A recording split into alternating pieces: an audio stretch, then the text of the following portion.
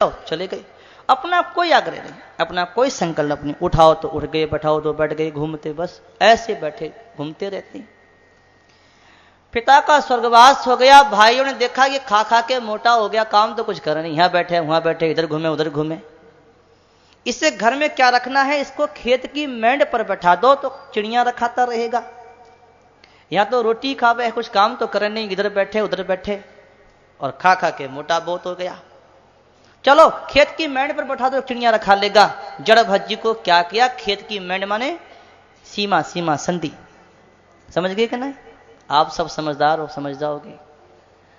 खेत की सीमा पर बैठा दिया और जड़ भज्जी खेत की सीमा पर बैठे हैं और वहां क्या कर रहे हैं, चिड़िया रखा रहे हैं और गा रहे हैं, राम जी की चिड़िया राम जी का खेत, खा ले चिड़िया भर भर पेट, राम जी की चिड़िया राम जी का खेत, काल चिड़िया भर भर पेट। राम जी की चिड़िया राम जी का खेत, खा ले चिड़िया भर भर पेट।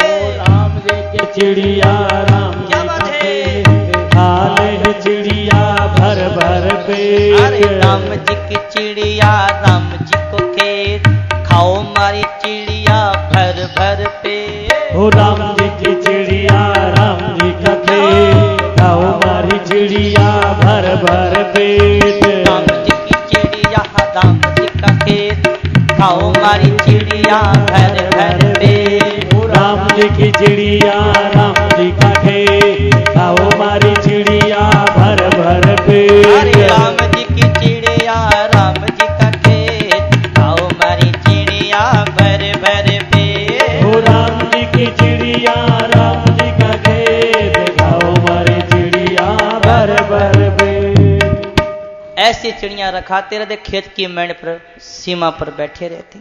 और कैसे हैं जड़ भज्जी बताएं? एक कपड़ा तो बेचारे घोंटों तक का बांध लेते और एक कपड़ा अपने कंधे पे डाल लेते, बैठे रहते और आकाश ही उनका ओढ़ना, धरती उनका बिछोना, बस नींद आई तो तकिया बाहों का लगा के सो जाते, नहीं तो राम जी का गुणगान करते रहते। चिड़िया खिलाते रखाते नहीं, खिलाते खूब खाओ, प्रेम से खाओ, राम जी की है, राम जी के खेत कहां जाएगी खाने, खूब खिलाते। इनकी भाभियां थी, भाभियां होती ना भाभियां, भाभियां सोचती है खेत में मोटा बैठा रहता, काम तो कुछ करे ना, कौन इसके लिए ताजी ताजी रोटी बना के भेजाए। रात की बची बचाई रोटी खिचड़ी साग सब्जी बासी परी पराई उठा के भरकर भेजती खेत पे, वो बैठा खा लेगा अपने, कौन ताजी बना के दे पे। उपेक्षा करती, कोई सेवा नहीं। जड़ भज्जी तो फकीर हैं, संत हैं, उन्हें क्या, वो तो साधु हैं, साधु तो है नहीं, जो आ जाए सो राम जी का भोग लगा के पाल लेते। इतना बड़ा बर्तन, उसी में साग, उसी में भात, उसी में खट्टा, उसी में मट्ठा, उसी में छाछ, सभी को मिला करके शांति करी तो एकदम वस्तु गोविंद तुभ्य में समर्पे, भगवान का भोग लगाया और पा जाते। आदमी को चिंता हो, बादाम के हलवे खिलाओ तो मोटा नहीं हो सकता, और आदमी को अगर चिंता नहीं हो, सूखी रूखी भी खिला दो तो भी तगड़ा हो जाए। अब जड़ भज्जी को तो कोई चिंता है नहीं, चिंता दीन दयाल को और मोमन सदा आनंद। जड़ भज्जी तो राम जी के शरण है, परमात्मा की शरण है, उन्हें कोई चिंता ही नहीं है। चिंता राम जी को, अपनी क्या चिंता करनी। सच्ची भक्ति वही है जिसकी सारी चिंताएं, शोक शंका और भय चिंता सब मिट जाए, भगवान के शरण हो जाते हैं, उनकी चिंता भय शोक शंका मिट जाती है। जड़ भज्जी का सब मिट गया, कोई चिंता है नहीं, राम जी की शरण है, सब कुछ राम जी को सौंप रखा है और राम जी का गुणगान करते रहते हैं, राम जी का नाम लेते रहते हैं। और क्या गाते हैं राम जी को नाम, राम जी रो नाम माने मीठो गणो लागे रे, राम जी रो नाम माने मीठो गणो लागे रे, राम जी रो नाम माने मीठो गणो लागे रे, राम जी रो नाम माने मीठो गणो लागे रे, मीठो रे गणो लागे माने प्यारो गणो लागे रे, मीठो गणो लागे माने प्यारो गणो लागे रे, मीठो रे गणो लागे माने प्यारो गणो लागे रे, मीठो गणो लागे माने प्यारो गणो लागे रे, राम जीरो नाम माने मीठो रे गाणो लागे रे राम जीरो नाम माने मीठो गाणो लागे रे। और से बाहर वालों ताली बजाकर दोनों हाथों से प्रेम से।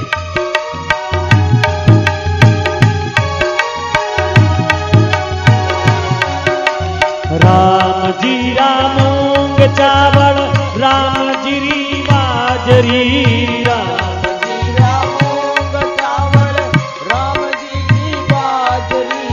राम जीरे घर रो दंडो राम जीरी हाजरी राम जीरे घर रो दंडो राम जीरी हाजरी। राम जीरी प्रसादी सो पाप सगड़ा भागे रे राम जीरी प्रसादी सो पाप सगला भाग्या रे। ओ राम जीरो नाम माने मीठो गणो लागे रे राम जीरो नाम माने मीठो गणो लागे रे।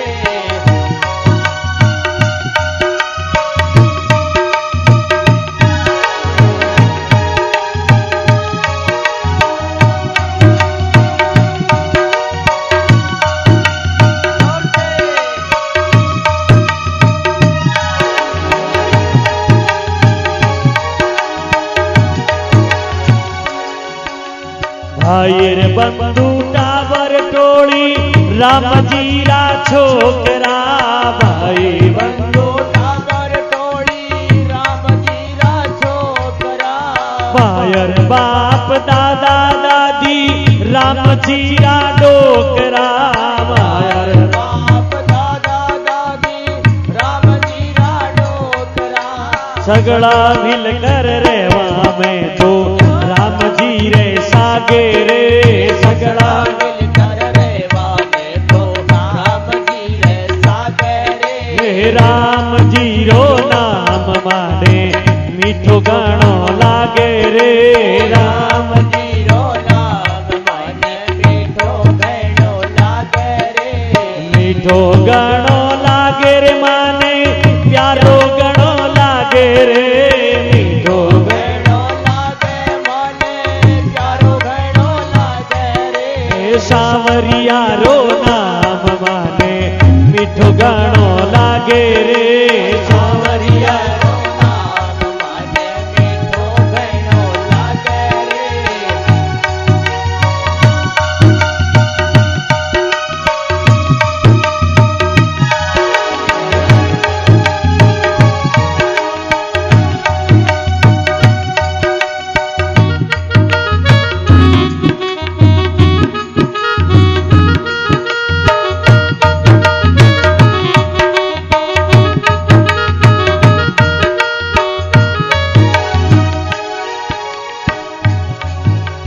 राम जीरा महल मालिया राम जीरा झूपड़ा राम जीरा महल मालिया राम जीरा झूपड़ा। राम जीरा महल मालिया राम जीरा झूपड़ा जीरा महल मालिया राम जीरा झूपड़ा। राम जीरे खेत माहे राम जीरा रोकड़ा राम जीरा खेत माई राम जी का रूखड़ा। राम जी है पीछे मारे राम जी है आगे रे राम जी है पीछे मारे हो आगे रे। राम जीरो नाम माने मीठो गाणो लागे रे राम जीरो नाम माने मीठो गाणो लागे रे। जो ताली बजा के बाहर वालों।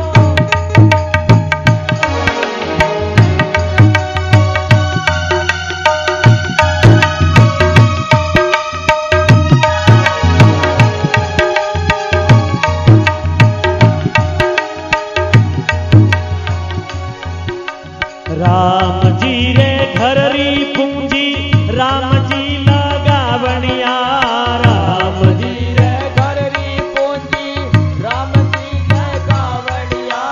राम जी रो लेनो देनो राम जी चुकावनिया राम जी रो लेनो देनो राम जी चुकावनिया शरणागत री चिंता सारी राम जी ने लागे रे शरणागत री चिंता सारी राम जी ने लागे रे राम जी रो नाम माने मीठो गानो लागे रे राम जी रो नाम माने मीठो प्यारो लागे रे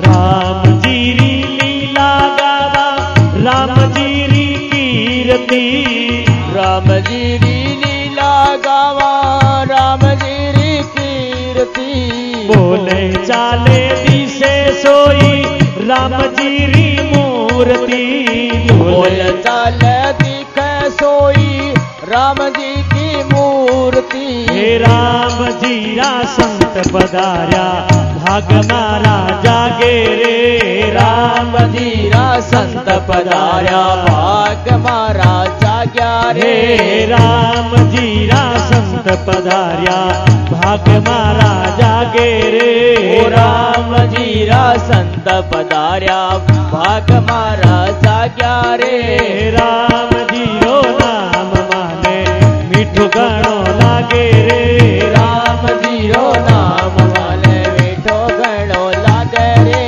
मीठो गानो लागे माने प्यारो गानो लागे रे मीठो गणो लागे माने प्यारो गणो लागे रे हे राम जी रो नाम माने मीठो गानो लागे रे राम जी रो नाम माने मीठो गणो लागे रे हे राम जी रो नाम माने मीठो गानो लागे रे राम जी रो नाम माने मीठो मीठो गानो लागे रे हरि राम नाम महाराज की जय की जय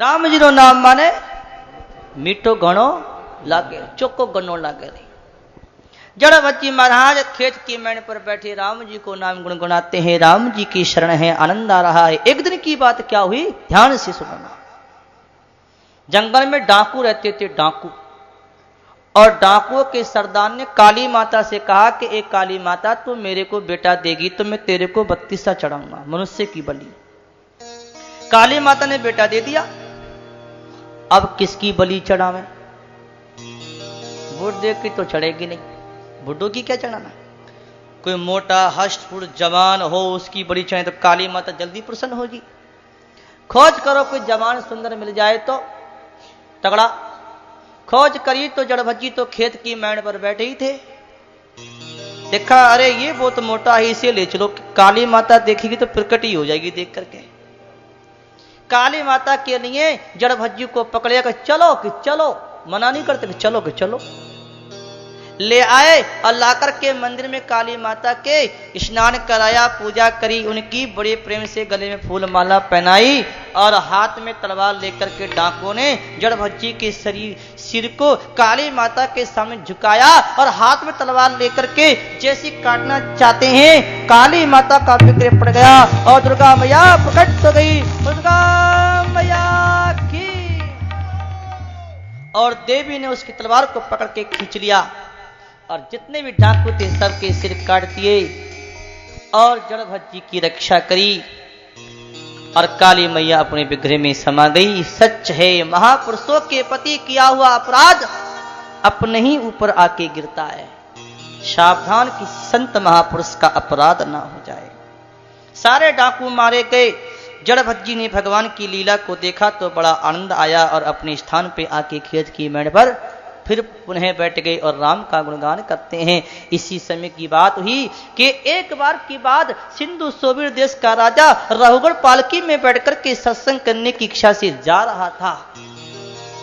पालकी देखिए, पालकी लकड़ी की पालकी होती है। जा रहा था, एक कहार किसी काम से कहीं काम से चला गया। राजा ने कहा कि पालकी ठीक नहीं चलती, कोई और कहार ले आओ। खोज करने के लिए गए, चारों ओर घूम करके देखा तो जड़भज्जी बैठे थे। देखा अरे ये बहुत मोटा तगड़ा है रे, इसको ले जाओ, अकेली पालकी ले जाएगा। जड़भज्जी को ला करके और उनको पालकी में लगा दिया। जड़भज्जी ने कंधे पे पालकी को रख लिया। संत महापुरुष हैं देखिए, लेकिन उन्हें तो कोई मतलब नहीं, कहीं रखो, शरीर पे पालकी है, मेरे ऊपर पालकी थोड़ी है। चल दिए। संत का स्वभाव होता है कि नीचे को देख के चलते हैं, क्योंकि उनके पैर के नीचे कोई कीड़ी ना आ जाए जिससे हिंसा का पाप लगे। नीचे को देख के चलते, कोई कीड़ी आती तो आगे को कूद जाते या पीछे को हट जाते। आगे पीछे को हटते तो पालकी हिल जाती, और पालकी हिलती तो राजा उसके अंदर बैठा ही था, उसके माथे में खटाक से लग जाती। वो चिल्लाता, अरे कैसे चलते हो, तुमको चलना नहीं आता? पालकी हिलती है, कभी आगे हटते हो, कभी पीछे हटते हो। कहार बोले, महाराज हम तो ठीक चले हैं, ये नया नया आया है ना, इससे चलना नहीं आता, कभी आगे कभी पीछे हटता है। राजा ने विचार किया, एक बिगड़ेगा सबको बिगाड़ेगा, इसको समझाना चाहिए, लेकिन समझा नहीं रहा। राजा रहुगढ़ ताने मार रहा है, ताने, जड़भज्जी को ताने मार रहा है और कहता, अरे भैया बड़े दुख की बात है, लगता है तुम बहुत थक गए हो, तुम्हारे साथियों ने तुमको सहारा नहीं दिया है। विशेष मोटे ताजी हट्टे खट्टे नहीं, दुबले पतले हो, हैं तो बहुत मोटे, लेकिन ताने मार रहा है। जड़भज्जी कुछ नहीं बोले, कुछ नहीं, चुपचाप जा रहे हैं। फिर तो महाराज जब कुछ नहीं बोले तो आग बबूला हो गया। क्रोध के मारे उसकी आंखें लाल हो गई और क्रोध में आकर के क्या बोला, अरे क्या तू जीता हुआ मर गया?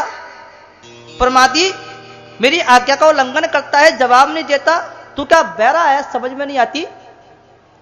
इतनी अकड़ के जब बोला, जड़भज्जी देखे, अरे ये तो बड़ा अभिमानी है, इस पापी अभिमानी की पालकी को मैंने अपने कंधे पे उठा लिया, अब जब उठा ही लिया तो भवसागर से उठा दो तो बढ़िया है। भाई जिसकी पालकी संत उठाएं तो उसका कल्याण तो होना ही चाहिए। अब इस अभिमानी को ज्ञान दें, इसको ज्ञान दें, इसका कल्याण हो जाए, मन में संत के आगे कि इसका कल्याण होना चाहिए। तब कहा कि राजन क्या तुम मुझसे कह रहे हो? कि हां हां तुझसे कह रहा हूं, क्या तू बहरा है? नहीं नहीं राजन, तुमने जो कुछ कहा है वो मुझसे नहीं कहा है। तुमने मोटा कहा तो मोटा है तो शरीर ही तो मोटा है, तुमने पतला कहा तो शरीर ही पतला है, हट्टा खट्टा है तो शरीर है, पालकी है तो शरीर के ऊपर है, मेरे ऊपर तो है नहीं, मैं तो कोई शरीर नहीं, मैं तो आत्मा परमात्मा का अंश चेतन हूं। राजन तुमने जो कुछ कहा मुझसे कहा है, नहीं कहा, शरीर के लिए कहा है। रास्ता है तो चलने वाले के लिए, शरीर चलता है, मैं नहीं, मैं तो अपनी जगह स्थित हूं। राजन ध्यान से सुनो, बुढ़ापा, निद्रा, प्रेम, क्रोध, अभिमान, इच्छा, कलह, ये सब शरीर के साथ हैं। तुमने अभिमान कर लिया कि मैं राजा हूं, ये प्रजा है। वास्तव में देखा जाए ना कोई राजा है ना कोई प्रजा है। क्षितिजल पावकी, गगन समीरा और पंच चितिये अधम शरीरा, सबका सिर पंचभूतों से बना हुआ है। चाहे राजा का हो चाहे प्रजा का, शरीर की दृष्टि से सब एक है। आत्मा की दृष्टि से देखो तो सबके अंदर एक आत्मा है। कौन छोटा और कौन बड़ा, कौन राजा और कौन प्रजा? वास्तव में ना कोई राजा है ना कोई प्रजा है। केवल एक व्यवहार के लिए एक आदमी को चुन करके ऊंचा बैठा दिया, राजा बना दिया, बाकी प्रजा हो गई। ना तो कोई राजा ना कोई प्रजा। ऐसा जब ज्ञान दिया तो राजा रहुगढ़ तो पालकी से नीचे कूद गया, चरणों में आकर के गिर गया। महाराज आप कौन हैं जो ऐसी बात बता रहे हैं कि आप कपिल हैं कि दत्तात्रेय हैं? कौन है बताइए बताइए, हम जानना चाहते हैं। मैं किसी से नहीं डरता, मैं डरता हूं तो ब्राह्मण के अपराध से डरता हूं, संत के अपराध से डरता हूं। आप कौन हैं? ऐसे समझाया। तब राजा रघुगढ़ को ज्ञान देते हुए जड़भज्जी कहते हैं, राजन पहचानो, आपने सुना होगा कि राजसी भरत थे, हिरण के बच्चे में मोह किया, हिरण बने अगली योनि को, उस हिरण की योनि को छोड़कर के ब्राह्मण के यहां जन्मे, उनका नाम जड़भत कहलाया। मैं वही जड़ भक्त तुम्हारे सामने खड़ा हूं। सुनकर के राजा रघुगढ़ चरणों में गिर के बोला कि महाराज अब मुझे ज्ञान दीजिए। तब जड़ भक्त जी अब बड़ा सुंदर ज्ञान दे रहे हैं, एक बड़ी चौकी बात बता रहे हैं, बहुत सुंदर बात, भैया ध्यान दे के सुनना। जड़ भक्त जी कहते हैं कि राजा रघुगढ़ ध्यान से सुनो, महापुरुषों के चरणों की धूलि से अपने को नहलाए बिना केवल तप यज्ञादि वैदिक कर्म अन्नादि के दान अतिथि सेवा दीन सेवा आदि कितने बड़े अनुष्ठान आदि से हमें तत्व ज्ञान की प्राप्ति नहीं हो सकती। दान करने से यज्ञ करने से स्वर्ग प्राप्त हो जाएगा, पुण्य हो जाएगा, सुख मिल जाएगा, लेकिन परमात्मा के ज्ञान की प्राप्ति नहीं होगी। परमात्मा तत्व के ज्ञान की प्राप्ति तो महापुरुषों के चरणों की धूल माथे पे लगाओ, उनके सामने प्रणाम करो, उनसे जिज्ञासा करो, उनसे सत्संग करो, उनसे पूछो, तभी वो परमात्मा तत्व का ज्ञान देंगे, तब होगा। महापुरुषों के चरणों की धूल को माथे पे लगाए बिना ज्ञान नहीं हो सकता। सारांश ये है कि ध्यान से सुनो कि वृत्त महापुरुषों के सत्संग के द्वारा ज्ञान रूपी खड़ग को प्राप्त करके मोह रूपी बंधन को काट देना चाहिए। और अगर सत्संग नहीं मिलता हो तो परमात्मा की भक्ति में लग जाओ। जब परमात्मा के नाम में, परमात्मा के कीर्तन में, सत्संग में, भगवान की लीला में आनंद आएगा तो संसार का बंधन छूट जाएगा और हमारा कल्याण हो जाएगा। इस प्रकार से बताया। राजा रघुगढ़ को बड़ा ज्ञान दिया तत्व का, आत्मा का, और ज्ञान देकर के जड़ भक्त जी चले गए। उसने परमात्मा का ध्यान किया और परमात्मा में लीन हो गया। जड़ भक्त जी की कथा से हमें शिक्षा अवश्य लेनी चाहिए कि साधन की अंतिम अवस्था तक हमें बड़ा सावधान रहना चाहिए। यह माया बड़ी प्रबल है, किसी भी रूप से कहीं भी आकर के घेर सकती है। देखिए कहाँ जंगल में भजन करते थे लेकिन हिरण के अंदर मोह हो गया और दोबारा जन्म लेना ही पड़ा। इसलिए सावधानी ही साधना है, कहीं मोह आसक्ति ना हो जाए। इसके बाद भागवत के अंदर भुवन कोश का वर्णन किया गया। गंगा जी की धाराओं का वर्णन करते हुए कहते हैं कि सीता, अलकनंदा, चक्षु और भद्रा कि गंगा जी की 4 धारा, हमारे देश में जो गंगा जी की धारा अलकनंदा नाम से है, 9 वर्षों का वर्णन किया गया। 9 वर्षों में एक भारतवर्ष ऐसा है जो कर्म भूमि, साधन की भूमि है। अन्य जितने भी वर्ष हैं वो केवल भोग भूमि है, वहां भोग ही भोगे जा सकते हैं। लेकिन भारतवर्ष की जो भूमि है ये कर्म भूमि, साधन की भूमि। हम बड़े भाग्यशाली हैं कि भारतवर्ष में हमारा जन्म हुआ है। इसके बाद में द्वीपों का वर्णन किया गया। हमारे द्वीप, हम जो रहते हैं जम्बू द्वीप है। और इसके बाद में नरकों का वर्णन करते हुए बता रहे हैं कि नरकों की बात कि जो जैसा पाप करता है उसको वैसी नरकों में जाना पड़ता है। जो ये कहता है कि ये मैं हूं, ये मेरा है, मैं मेरा मानता है, उसको रोरव नरक में गिनना पड़ता है। रूरू नाम के जंतु छोटे छोटे सांप से ज्यादा जहरीले होते हैं, उसको नोच नोच के काट के खाते हैं। और जो इस संसार में आकर के अपना पेट भरने के लिए पशुओं को रांधता है, कहते हैं पशु पक्षियों को मारते हैं, मुर्गा, बकरी, बकरा आदि को मार के भक्षण कर जाते हैं, पशु की हिंसा करते हैं। ऐसे लोग मरेंगे तो कुंभी पाक नामक नरक में गिरेंगे। वहां क्या होगा? उन लोगों का क्या होगा? स्वागत होगा, बढ़िया स्वागत होगा। एक तेल की कढ़ाई होगी, तेल उबलता हुआ होगा और उस उबलते हुए तेल में उसको डाल करके उसका पकोड़ा बनाया जाएगा। देखना, इसलिए कभी भी किसी जीव की हिंसा नहीं करना, किसी भी जीव को मारना नहीं चाहिए। जो इस संसार में आकर के राजा होकर के, कर्मचारी होकर के, ऑफिस का अफसर होकर के और रिश्वत खाते हैं, उसकी तो कोई गलती थी नहीं, उसका कोई दोष था नहीं, दूसरी पार्टी से पैसा लेकर के उसको सजा दे दी। ऐसा जो करते हैं, रिश्वत खाते हैं, ऐसे लोग जब मरेंगे तो कहते हैं शुक्र मुख नामक नरक में गिरेंगे। वहां क्या होगा? उनका घाणी होगी, कोलू होगा और कोलू में डाल करके उनको पीला जाएगा, उनका रस निकाला जाएगा। किनका? जो रिश्वत खाते हैं। ऐसे रिश्वत नहीं खानी चाहिए, किसी का धन हड़पना नहीं चाहिए, किसी को दुख नहीं देना चाहिए। और कहते हैं कि जो इस संसार में आकर के ब्राह्मण होकर के, ब्राह्मणी होकर के, व्रत करने वाला होकर के शराब पीते हैं, मदिरा का पान करते हैं, ऐसे लोग जब मरेंगे तो कहते हैं 4 करदम नरक में गिरेंगे और उनको लिटा करके उनके मुख में अग्नि के गोले ठोके जाएंगे, अग्नि के गोले पीने पड़ेंगे। और कहते हैं जो इस संसार में आकर के धनवान होकर के धन का अभिमान करते हैं, कंजूसी करते हैं, गरीबों को सताते हैं, धन का अभिमान करके अकड़ के चलते हैं और सारा दिन हाय रुपया। संत कहीं हरि भजन करो रे लोग मरे रुपया ताए, हाय रुपया होय रुपया आग लगी सब जग माए, हाय रुपया होय रुपया आग लगी सब जग माहे। ये संत कहे हरि भजन करो रे, ओ संत कहे हरि भजन करो रे, लोग मरे रुपया ताही, आय रुपया हाय रुपया आय रुपया हाय रुपया आग लगी सब जग माहे, हाय रुपया होय रुपया आग लगी सब जग माहे। समय थोड़ा है।